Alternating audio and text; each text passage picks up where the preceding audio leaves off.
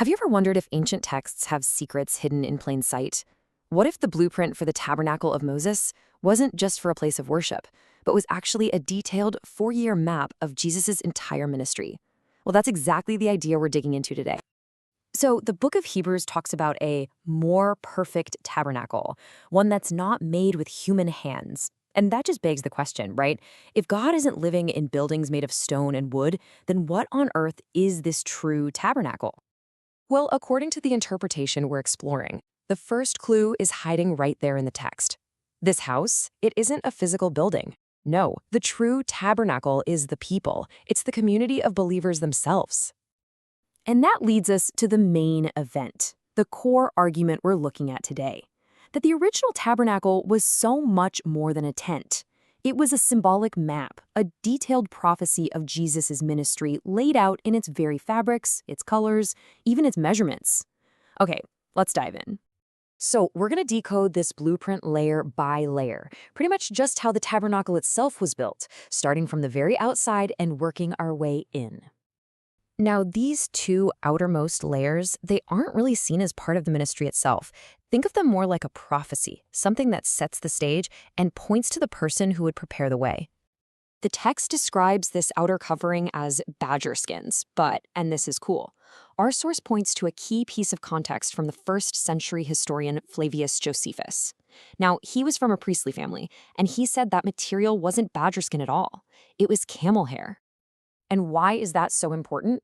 Well, think about it. Camel hair is the exact material John the Baptist was famous for wearing.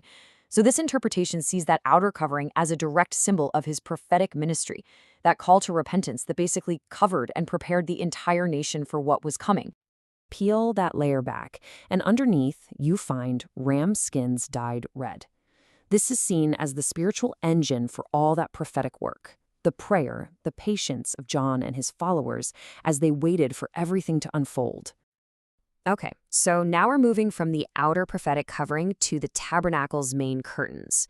And according to this blueprint idea, these curtains represent the two totally distinct phases of Jesus' own ministry. You can almost think of it like 2 acts in a play. You've got the outer goat hair curtains, which symbolize the first 2 years, a more serious time of teaching. And then you've got the inner messianic curtains, representing the final 2 years, a period filled with miracles and joy. Let's get a closer look at those goat hair curtains.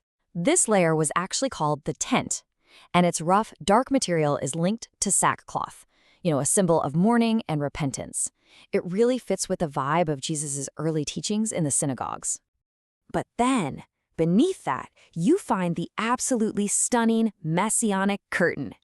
This thing was woven with fine linen in blue, purple, and scarlet, and it symbolized a huge shift to a ministry of miracles and divine power. In fact, Josephus himself even described it as a vision of heaven. This was the kingdom of heaven on display.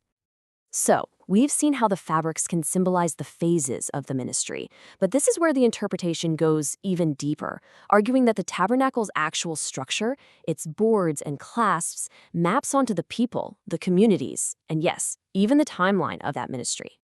So get this, the physical parts are totally reimagined. The 48 wooden boards forming the walls, those are the core communities in 25 different cities. The 50 gold clasps that hold everything together, they represent the 500 disciples connecting everyone, and the silver sockets they all rest on, that's the foundation, the law and the prophets. And this is where we get to the most, wild claim in this whole interpretation. If the structure represents people, could its measurements, given in a unit called cubits, actually represent units of time? The author argues, absolutely yes. So how in the world do you get from fabric to a calendar? Well, the theory has this one simple key. 1 square cubit of fabric equals 1 day. Using that idea, you calculate the total area of those colorful messianic curtains and the inner veils. The grand total?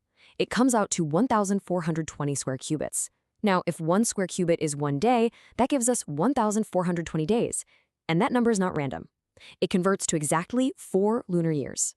4 years, that's it. That's the proposed length of the entire ministry, pulled directly from the tabernacle's blueprints. And to back this up, the source even points to the parable of the barren fig tree, where the caretaker begs for a fourth year to see if it will finally produce fruit, a possible echo of this hidden timeline. When you put all of these pieces together, this interpretation just completely reframes the tabernacle. It stops being just some ancient sanctuary and becomes this incredibly complex, coded blueprint, a story of prophecy, ministry, community, and even time itself, all woven into a single design. It's a pretty mind-bending way to read an ancient text, and it kind of leaves us with one final thought. How many other historical documents out there, scriptural or not, might be holding their own hidden, symbolic world just beneath the surface, just waiting for the right key to unlock it all?